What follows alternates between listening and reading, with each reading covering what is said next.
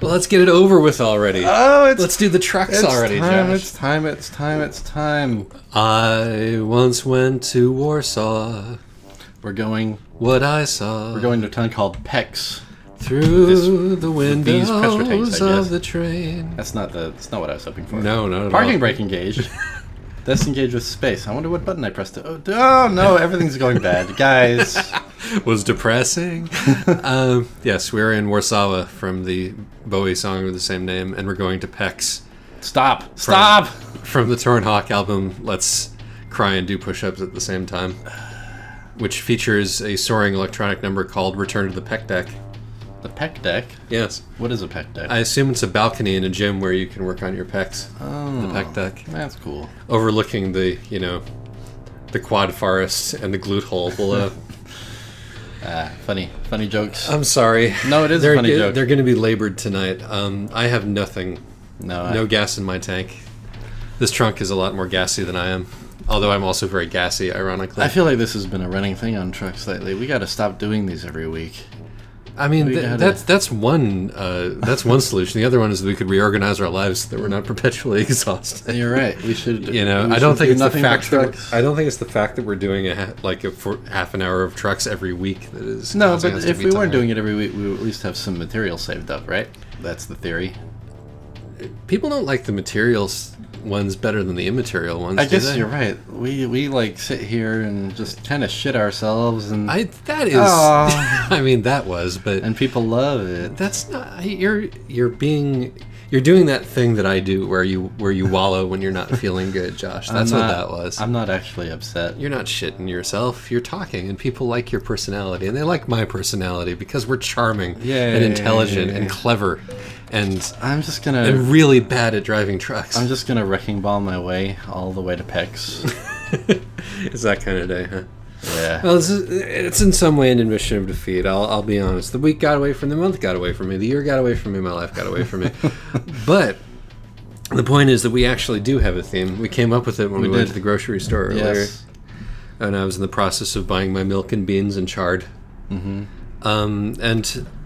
Josh recommended that today we were going to talk about the lost media of childhood. We're going to wax nostalgic, but of course our childhood memories are nothing but media, because that's us. We're going to wax nostalgic, and because it's us, we're going to talk about the importance of nostalgia, or the poison of nostalgia, or something along those lines. We'll figure it out. We'll figure out how we feel about nostalgia when the time comes. Oh, I mean, somebody asked me on Tumblr the other month what my shiny thing was. Your shiny thing. You follow my Nintendo Life blog, even though you don't. I don't particularly read it. You don't particularly read it. You just look at it. Yeah, I look at it. I skim a few paragraphs. I'm like, yeah, that seems funny. I have no idea what he's talking about. Yeah. That's all that I would expect from you. You know, it's all the support I would expect from you. Gosh. Now you're wallowing. I'm not. Yeah. I'm making a joke. See, that's what I was doing. Yeah. Okay. Cool. We're on the same page. Yeah.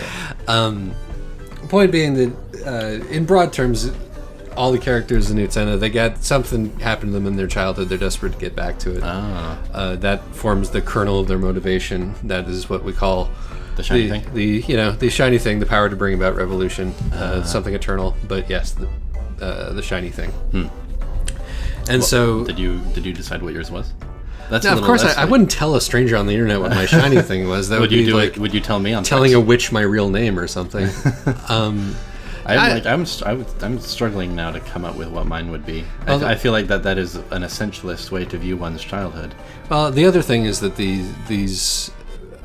people who are participating in the duels are not normal people. Yes, they're all obsessives, aren't they? Exactly, and people who are very much into the ideas over humans side of things. They're idealists and duelists. Idealists. Really? I'm so sorry. The problem is, so it's like I probably couldn't answer that question, because even though I have many of the same idiosyncrasies? I was going to say impulses, but thank you for putting a word into my brain. It jogged the other one loose. Nice. Because even though I have something of the same impulses, I've sort of tried my best to discard them. Yeah. Because I don't like behaving in ways that are not rationally supported, weirdly enough. And so I've kind of intentionally defanged a lot of my important like childhood memories or, you know, precious relationships with art because I realized that they were making me wrong, and I hate being wrong. Yeah, you know, that was... I feel kind of similarly. Even when I was a kid, I was kind of preoccupied with a sense that everything I was into and everything I was and felt at that time was something I was going to grow out of. Like, you were deeply aware of your own impermanence in relation to... Yes, and I was looking forward to being a more mature version of myself. Where you could like things and be certain that you were liking them for adult considered reasons? Yes. Have you reached that point? Of course I have. Everybody knows that all of my opinions are highly correct. Everybody knows it. Mine too. But yeah, there remain those few things, the few things I liked as a kid, which even if I don't fully believe them to be that good, remain sacred to me on some level. Oh, there you go. That's the whole sacredness thing, and that's what we're going to talk about. That's the goal here. I know it's a funny. Oh no! Why are you slowing down so much? Keep moving. Keep moving. You're just not trucking. Oh my god! This is the opposite of trucking. I'm running on fumes. But yeah, what was I saying? Come on, sacredness. We gotta find the things. Can do it. We can do this. Funny. It's funny that I suggested this topic because right now I can only think of one, maybe two. Well, I was hoping this episode wouldn't be us listing the things because by definition the audience couldn't, you know, access whatever it was that we found so important. But I gotta have a couple of them, right? Mm-hmm. The more of them, it's about having a sample size. You know, you got to be able to identify what these things are, so that we can extract common themes. Yeah, and what they have in common. But here's the key, right? Yourself. Yeah. These cannot be things that you have revisited or maybe even would revisit, right? That's my thinking. These are things that are for child you, not for adult you. And I mean, because by revisiting them, you will strip them of whatever veneer they have. Yes, inevitably. Sometimes I revisit things and I'm like, oh, this is good, and it becomes a new thing, right? Yeah, exactly. You have other times I revisit it and I'm like, oh, this is bad, and I lose the old thing permanently. Well, it's like, I mean, speaking of Lieutenant again, my relationship with Lieutenant has been that I revisited it basically once every 5 or 6 years. Yeah. And I have a new way to interact with it every time because I'm a different person. Right. Which is a sign that it's good. Yeah. Rather than something that I discard. Sure.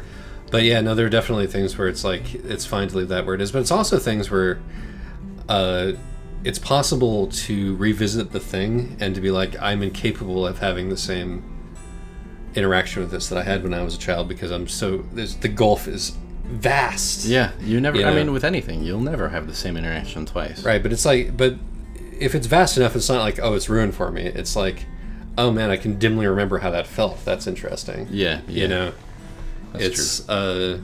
It's evocative. Of course, if you go back to that well too often, your brain will rewrite it with more contemporary associations, and you'll lose whatever that has. So it's best to do it in moderation. But yeah, what one thing were you thinking of there? I guess the thing that gave me this idea in the first place was seeing you talk about Haibane Renmei on your Tumblr, which put me back in the. I think I could watch Haibane Renmei and probably decently enjoy it, but it wouldn't be as good as what I have in my noggin, which is like a fairly well thought out map of that town, a sense of what it smells like, you know, things like that. I got to tell you that you. Speaking as somebody who did, like, you know, put it down and then go back to it again, like 5 or so years later, and I haven't gone back to it since. It's a lot squeakier than you remember it being. Squeakier? It's a lot more cute.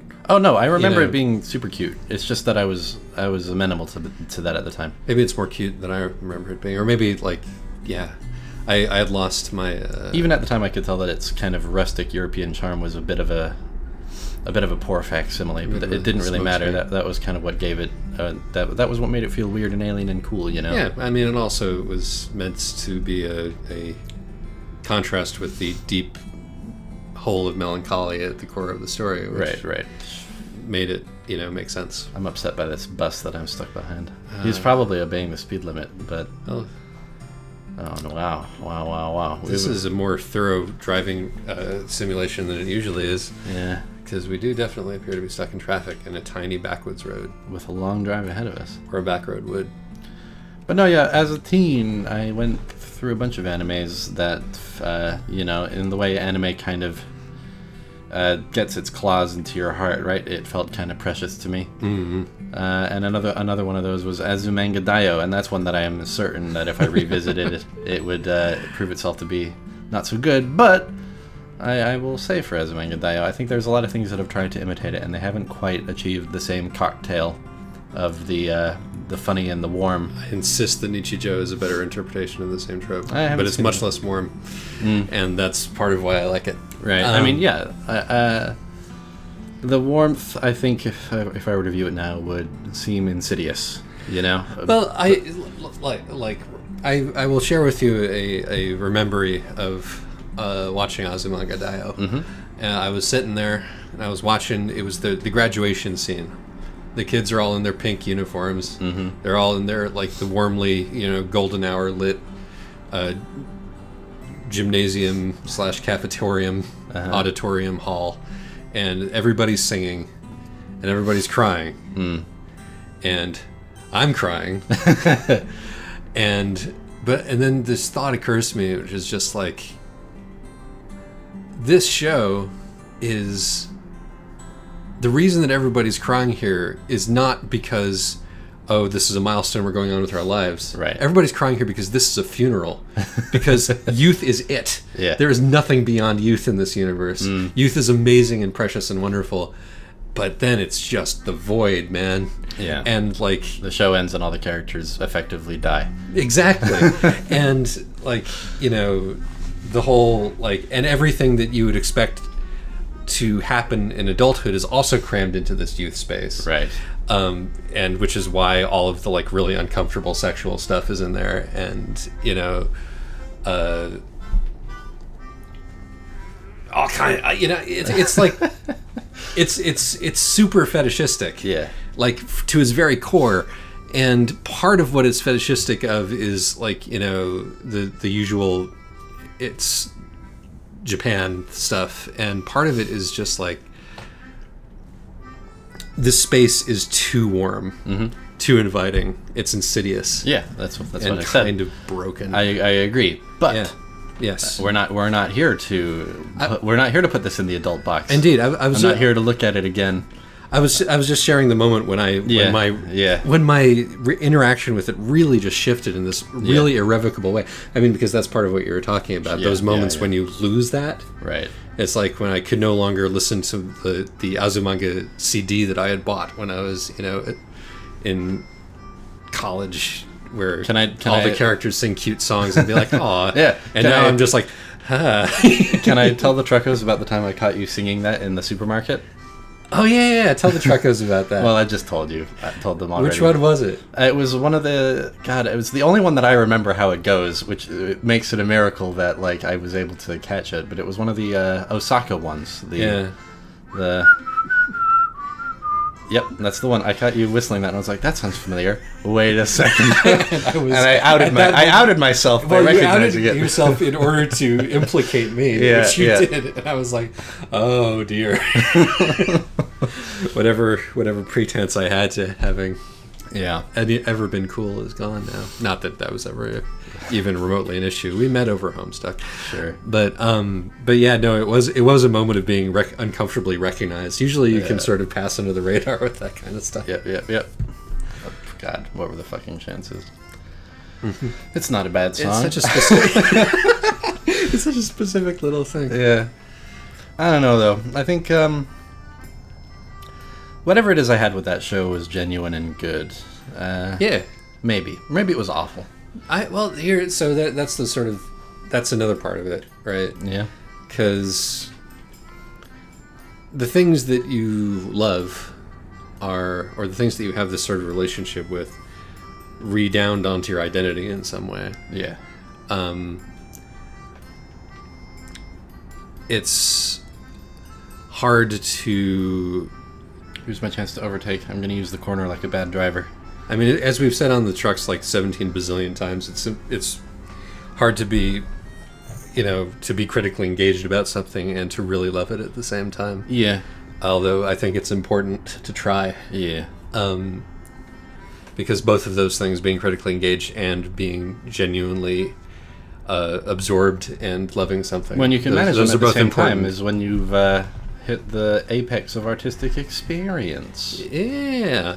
And like that piece of work would not have supported that. No. And therefore it was not going to be that for you. Sure. But while it lasted, it was certainly a thing. At the time, I mean, the limits of my critical engagement were impressed with it, you know? Like, at the time it was, hey, I've never seen a TV show before that's so willing to tell these, you know, little stories about tiny things happening in people's lives. Yeah, little structures, little surreal. I mean, of course, that's because it was based on a comic strip. Sure. But, I mean... But yeah, no, there was stuff about it that was structurally lovely, you know? Yeah. Looking back, though, it's definitely kind of gross, that show. There are definitely things about it which are super gross. Can we have this conversation about the old things without ruining them? Do you, like, destroy these things just by opening the box to look at them? Observing a thing is changing a thing, as the physicists teach us. What's that about? What's that about? What's that? What's up with that? So yeah, I mean, as we mentioned, like, you know, I definitely changed my relationship with High Bonnie Renmei the first time I saw it, but you wouldn't want to, you know, go through your life thinking something was good when it actually wasn't. That's true. Would you? Wouldn't that, you know, what if you get called out? What if you end up loving something and then suddenly somebody can catch you by the love and drag you out into wrong thinking, make you extrapolate out of that flawed love into bad opinions, bad politics? Oh my goodness. Yeah. What if you in your love for Azumanga Daioh said, "Oh, the comically child molesty teacher, that's just a joke, right? That's not so bad." You know, it's the culture. You know, it's the culture. It's not a problem. It was funny, and like in order to stop yourself from self-justifying to the point where you start trying to defend things which are not particularly defensible. I personally think that you know, you got to maybe take the shine off that diamond a little bit to be, if particularly, I mean, maybe if you're a civilian, maybe not, but if you if you want to be a critic, who in this metaphor are the armed forces. Yeah, dude, no, I've seen this same Tumblr post and it's a great one. Pop culture civilian. I can't remember what surrounds that, but that phrase is just such a keeper. Rather than we who are in the trenches of pop culture. Yes. Fighting the good fight. But I think that's pretty much at the heart of it, is that, like, you got to kill your darlings. Yeah. Or else you cannot progress. Yeah. Which is another of the lessons of U10. I have U10 on the brain, of course, because I've been writing about it so much. Let me tell you about a completely innocuous thing. Go ahead. It is a thing that I loved when I was a kid that I lost track of and only was reminded of it very, very recently, because the Game Grumps did a thing where they were playing old Intellivision games. Which as a Game Grumps series, that's worth looking at because the games are really interesting. Yeah. And Dan held forth on some of the old Atari games that he had played when he was a kid.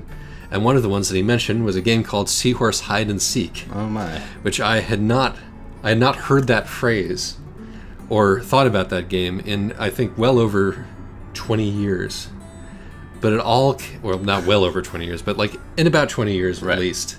And it all came rushing back to me. Oh. Like the hot kiss at the end of a wet fist, as Nick Danger would say. And I went and found a YouTube video of people playing it, and that was a really lovely experience. Watching the YouTube video? Just because like the thing about that game that I had loved as a child was it was a particularly evocative collection of bloops, bleeps, and giant blocky pixels. Ooh. And I think that we're definitely going to play some footage of it here. Okay. I think that maybe we are even going to stop for a second so you can get the full effect of it, because you'll agree once I show you this after we're done with this that you're calling for an almost unprecedented edit. Yeah, I am. I know you can do this. I can do it. It's not that it's hard to do. It's just our format. Anyway, okay, here it comes. Here it is. Take a look.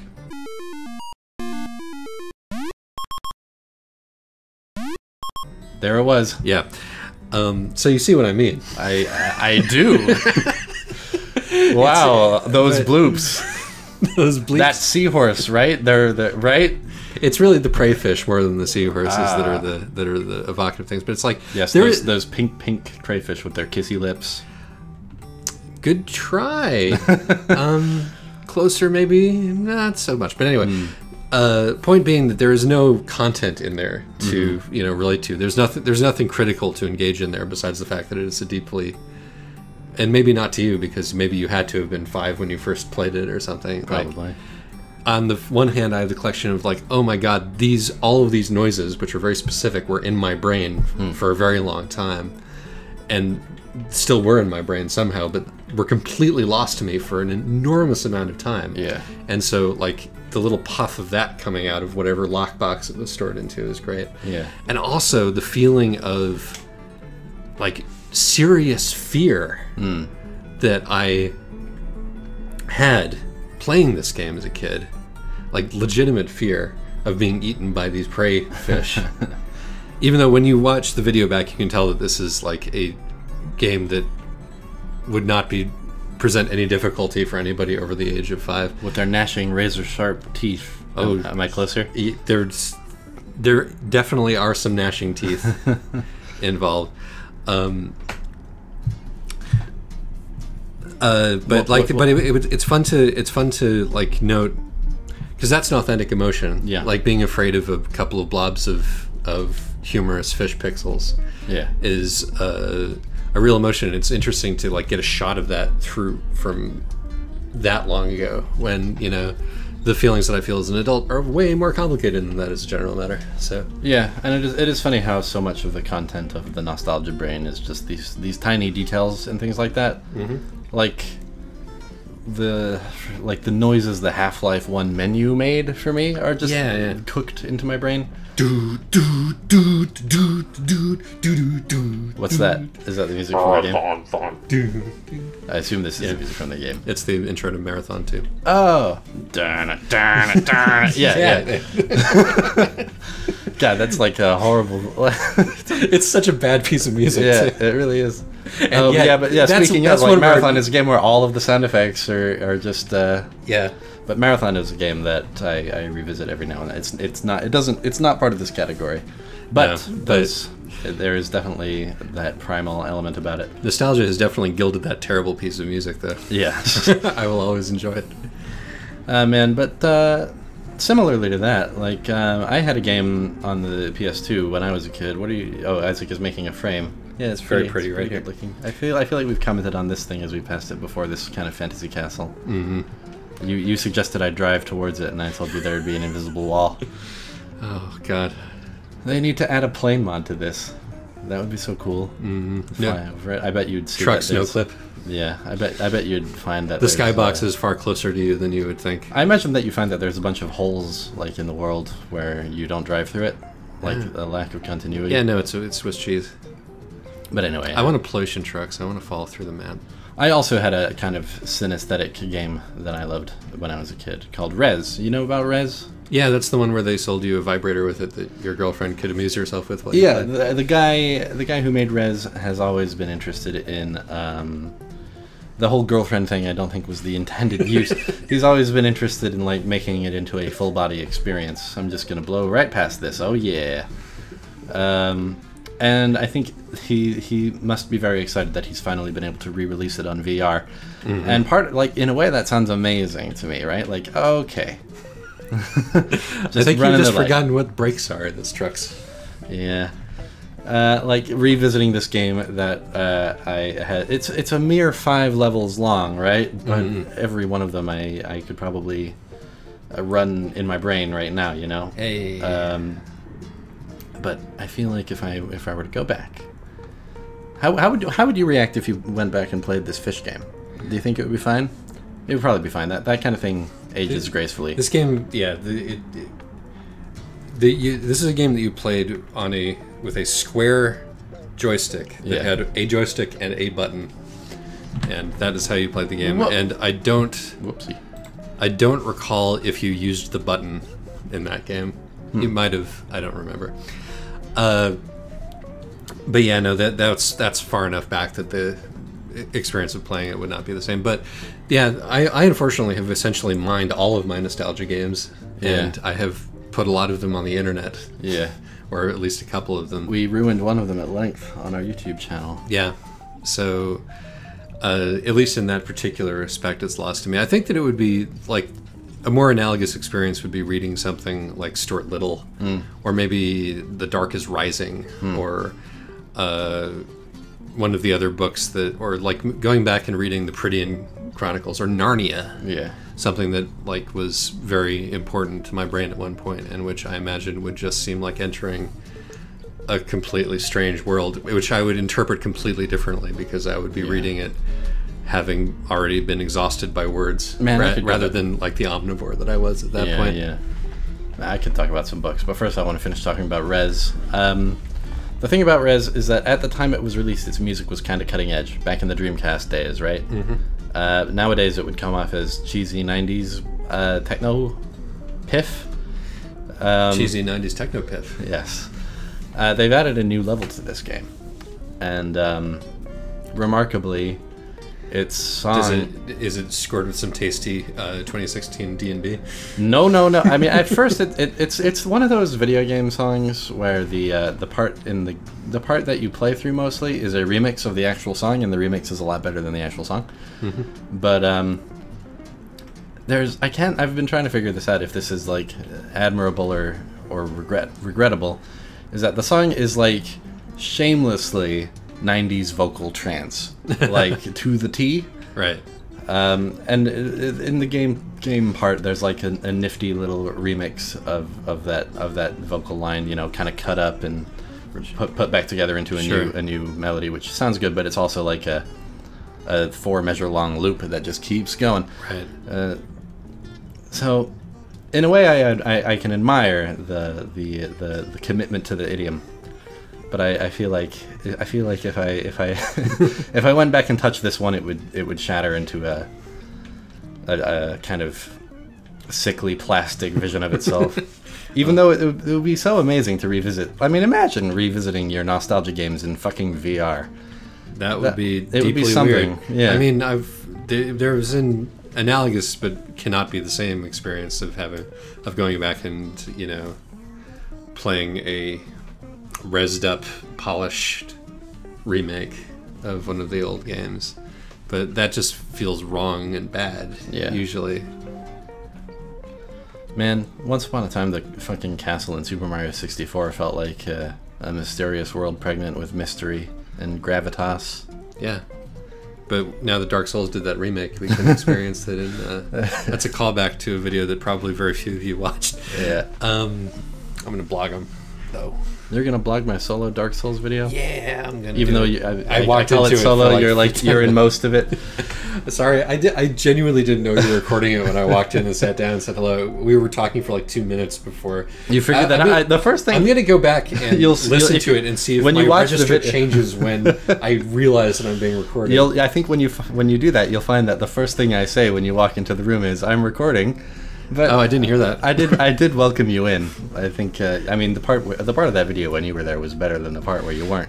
No. But it did spoil my attempt at practicing my solo commentary skills. I do apologize. It's all right. It's all right. You can practice your solo commentary skills. You know just about any time. Do you know a part of the comment somebody left on this video?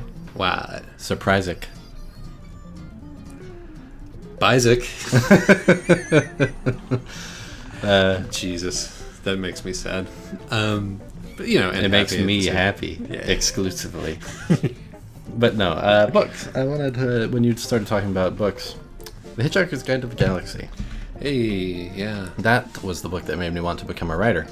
Because I was like, look at all this clever shit you can do with words. Mm-hmm. And the world seemed so colorful and imaginative, too. I think that in the end, the part of the Hitchhiker's mythos, books, TV show, radio show, movies, and all, is the part of it that's is that a okay? That's it's a balloon, a late night hot air balloon. Yeah, which is an interesting choice. I thought it was a blood moon. Hanging the part of dully in the air. The part of it that still carries a resonance for me is Journey of the Sorcerer. Yeah, that's a good song. It's a good song. Music retains this in a way that so little else does. Yeah. Like when you first broached the subject to me, I was like, oh yeah, that album, that album, that album, that album, and that album. Yeah. You know, that's the stuff that kind of retains its luster. I'm trying to think of what albums I really loved as a kid. Most of them haven't retained that. Well, I guess they have, honestly. I was big into Muse when I was a teenager. You gotta, like, you know, sit on your thinky part a little bit to do that, but once you've done that, it's perfectly fine. I don't understand. Are you making a joke?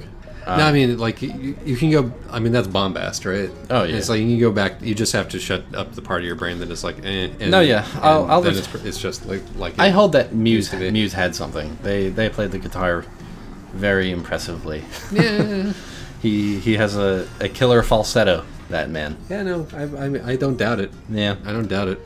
But yes, it's the discussion gets repetitive because with each one of these things, what I end up wanting to say is, I think if I revisited it, it would end up being a little bit disappointing. Stale toast. Well, okay, so here's another window on this, right? Mm-hmm.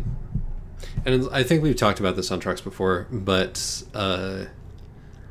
I think of things like the album, like the couple of albums that I really loved as a kid. Mm-hmm. Or the particular books that really were important to me when I was a teenager.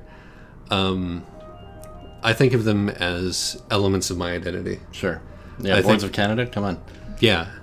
I think of them, well, I mean, not for me. Yeah, of course. But, you know, I think of them as elements of my identity, and I reserve that for things that are not well known. I mean, intentionally, I think. But when I say intentionally, it's not like I'm setting out to make myself a hipster. Sure. I think it is more difficult for me to really engage with something that is part of the common property of culture. I think that you need to feel like... I have to feel like it's just... You have a private relationship. Exactly. I have to feel like it's just me and the thing. Yeah, I understand. You know? And so... You know, and it's not like the things that I'm talking about here are unknown. Yeah. You know, what's on this list? Like, are we talking Cloud Dead and all that junk, or was that later? Not really. No, like I mean, the first album that I really loved was "A Gift from a Flower to a Garden" by Donovan, and like books that were really important to me when I was in high school were like Daniel Pinkwater's novel and his memoirs. Right. And it's like these things are not unknown, but nobody thought they were super important except me. Yeah, right? That's the part. That's the important part. Like I was able to find something that other people had missed, and that made it more important. And it's nice how having that kind of relationship with a piece, especially music, I think, lets you get into stuff that you might kind of instinctively feel embarrassed about otherwise. Like for me, one of these songs that I encountered very early on that has kind of become just a spiritual totem for me is no. You don't get hurt if you run into yourself by smashing into the invisible wall. You really have forgotten how to use your brakes. This is something else. It's not that I've forgotten how to use my brakes; it's that I'm using them too late. Which I guess is the same thing. I mean, this is really just a very good simulation of driving while really tired, which is why it's not a good idea to drive while you're really tired. Because we would have all kinds of whiplash at this point. I just want to reassure everybody that I've only gotten into a real-life car accident of my own fault once. Just once. Only one time, and it was while I was learning. You've lived in New York most of your adult life, and you have not driven while you've lived in New York? No. I don't think I've driven since I've lived in New York. Maybe once or twice when I've gone back to California. But anyway. Song. State of Independence by John Evangelis. Hey. What a bunch of like new agey claptrap I critically believe it to be, but also how wonderful I secretly believe it to be. Oh, there you go. Yes, I do know why I'm alive, to love and be with you. It's It's the best. Well, see, this is what I'm talking about in terms of building identity, right? Yeah. The point where you can put your foot down on something like that, pivot, and be like, the fact that I like something that you can perceive as bad doesn't mean that I have bad taste. It means that my taste is so good that I am capable of liking this thing despite the fact that it's bad. Yeah. Because of I don't actually believe it to be bad, for the record. Yeah, well, it's very well written. It's people, fucking Vangelis. Many people would, right? Yeah, sure. You know, many people would they would. like, they would not be able to overlook the idiom. That is a cheese ball, they would say. Yes. And you would be like, yes, it is a cheese ball, but there are grains of brilliance within, like mica flecked in pavement. Yeah. Is what you would say. You know, John of John and Vangelis, lead singer of the band, yes, got sampled on a Kanye West song. That makes sense to me. Yeah. Gentle Giant got sampled on an MF Doom song, which is less of a stretch, admittedly. But my prog friend was... you know my prog friend, Jono. You've heard Jono, everybody. Was tickled pink when he'd heard that. I think the point that I was trying to drive at with all of this is that I think there is something a little bit facile and self-satisfied in that kind of thing. I mean, pride is always something to be suspicious of. I don't know that pride figures into it with me and John and Vangelis. Oh no.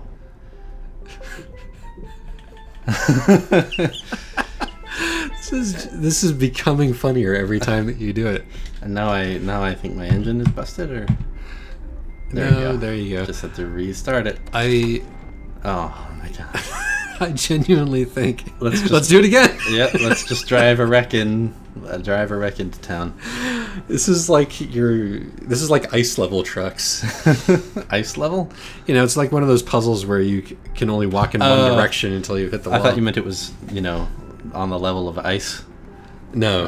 I'm using a video game idiom, Josh. Have you ever heard of that? No, I hear you. Have you heard of the video games? You push the block and it just keeps going all the way to the other side of the room. That's what I'm talking about. But no, as I was saying, if anything, there's a vague embarrassment that I have to kind of remember to overcome whenever I hear this song. It isn't that I'm cool because I know this band nobody else knows.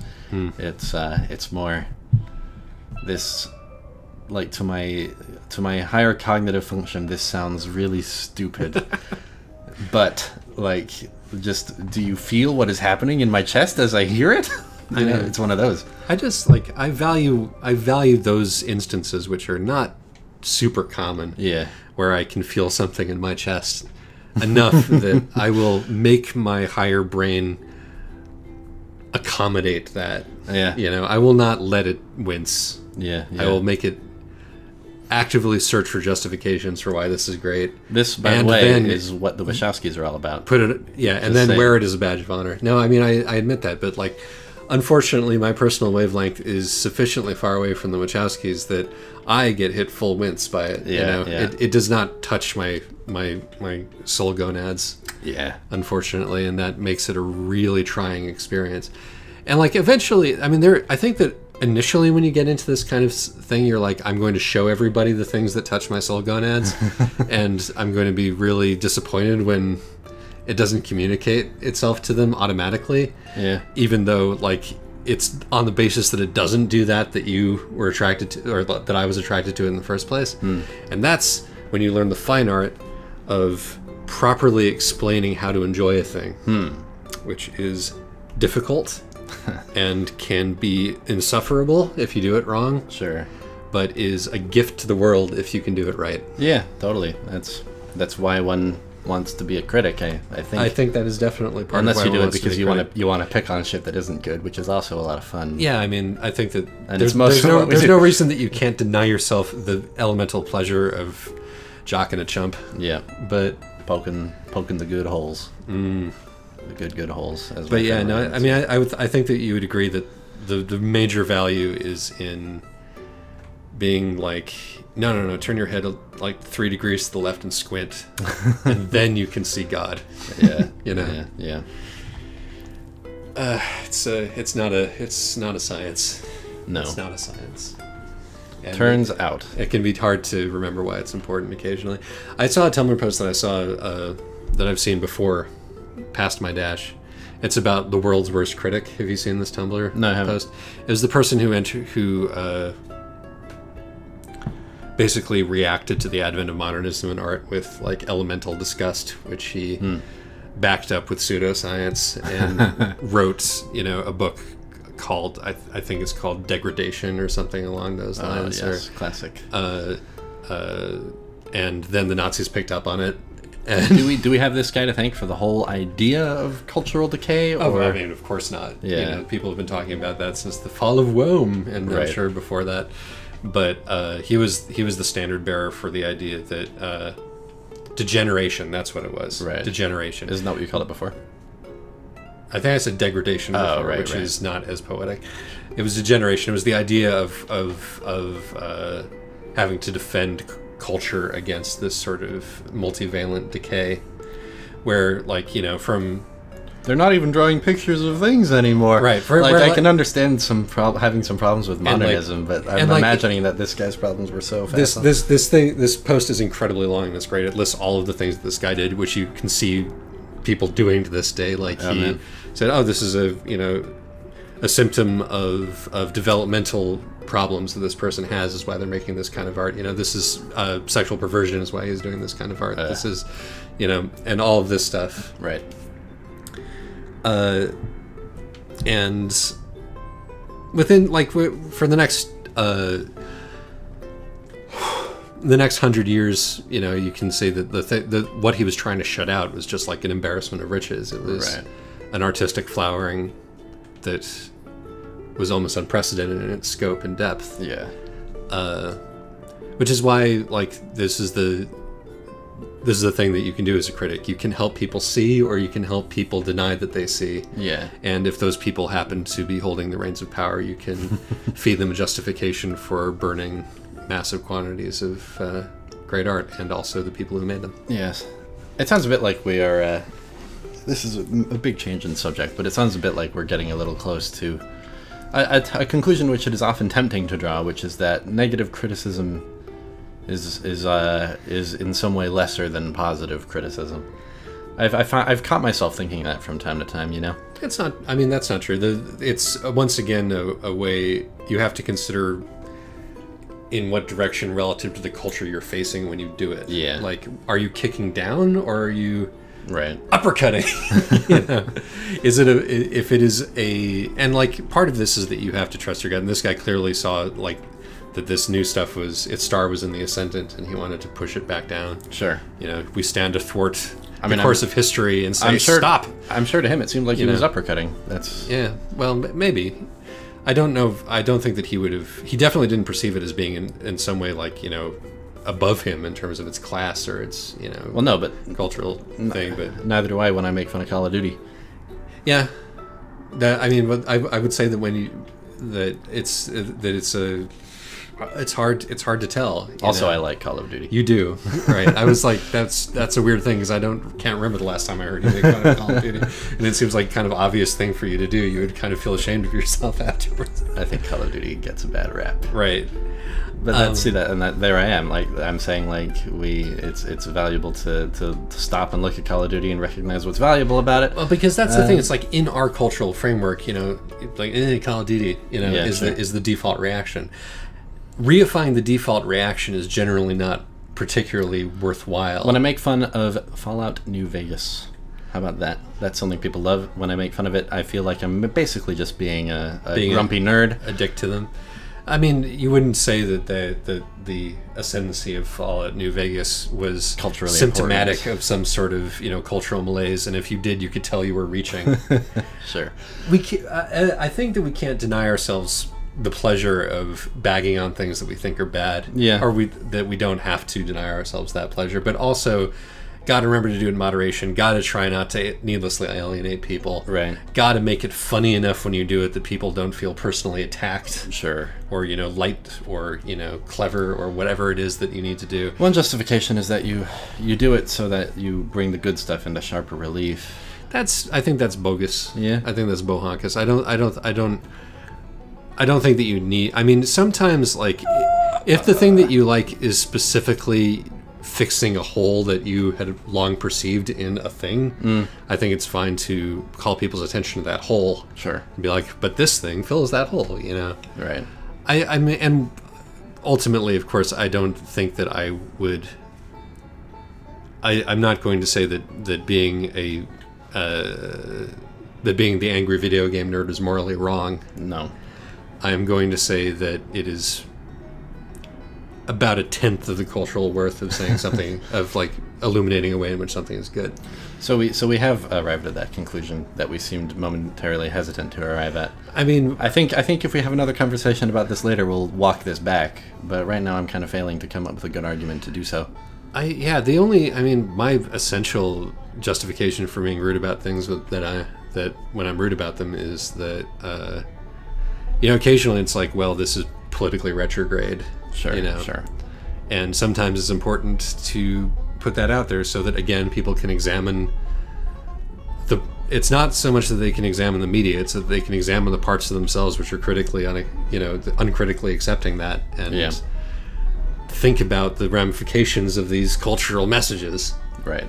But when you're just talking shit about stuff that's poorly executed, right, there's nothing in that. But you're basically just being low tax. And I somewhat, but not completely agree. I think it has to be done. It doesn't have to be done, but it will be done. It's going to be done, and in that sense, it has to be done. Better to be done by charming, erudite, interesting, well-balanced, keen-minded. Sometimes when I read about how shit was done poorly, I learn from that, That is true. It's valuable at times as a case study. Or there's a Tumblr that I've been following lately, which is just about how badly built McMansions are. Right. And that has been very valuable in that it has taught me a lot of ways to read architecture that I didn't know before. Yeah, see, there you go. And it's more entertaining to read about how bad things are bad than it is to read about how good things are good. So as a way of like taking people in and learning about craft, teaching them a thing or two about craft, than like doing it through, hey, look how badly this fucked up, can be, I think, a more practically effective option. Yeah. You gotta, but again, there's that, and then there's being like vindictive or mean about it. Yes, of course. As much fun as that is. Yeah. I'm gonna keep doing it on this very YouTube channel. Yeah, I mean, we're not made of stone. We are neither of us perfect. I'm mean to internet people all the time, just because I want to be. But at least we've proved our humanity by singing the John Evangelis song on the internet. Well, you did. I don't know it, but I whistled the Osaka. No whistling into the mic, by the way. It sounds awful. Sorry, I'll sing it.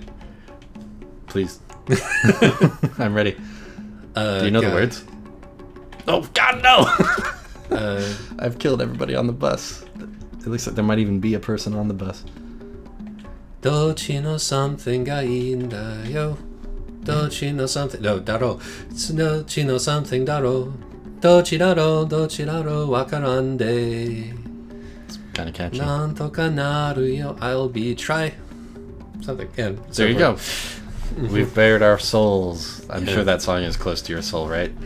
It's certainly locked in my brain forever, much as, in the same way that, although it is not actually as, I've not sung it out loud in public as many times as I've sung Sakaki's song from that album.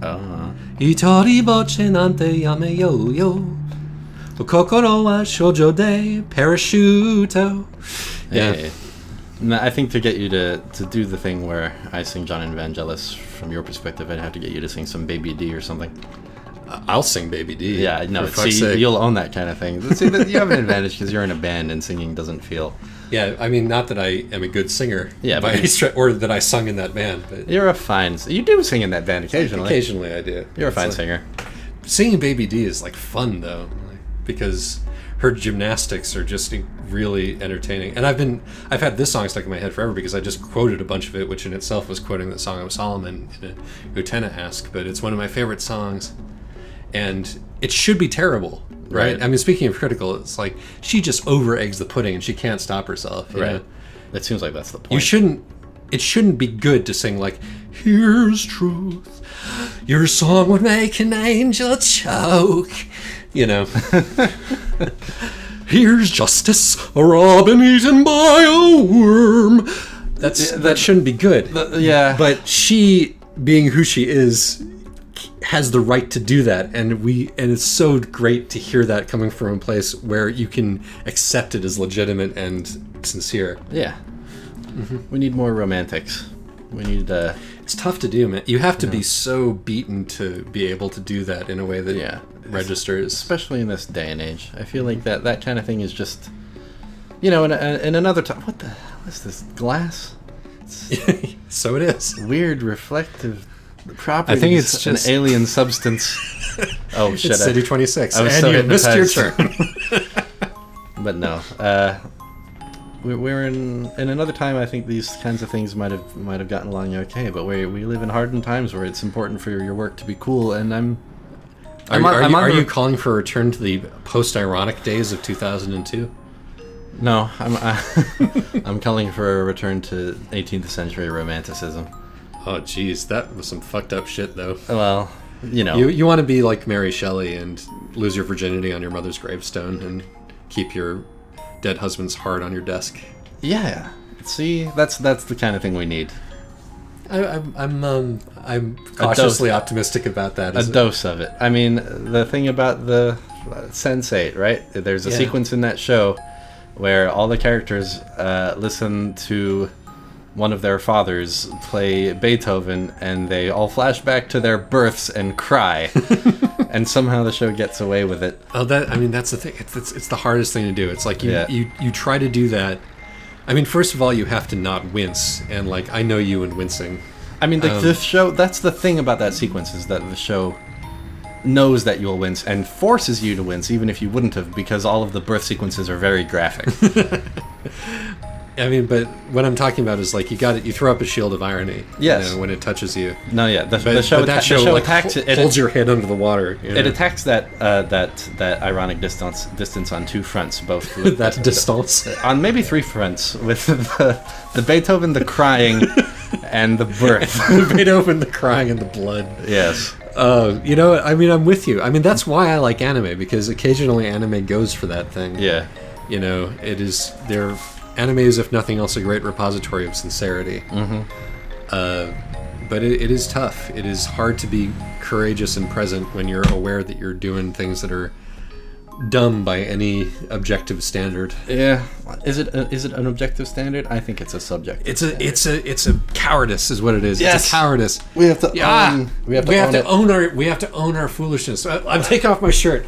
Here it is, world. My own personal chest. The sounds of Isaac's chest. Yes. Oh, I'm alive right now. More alive than I've ever been.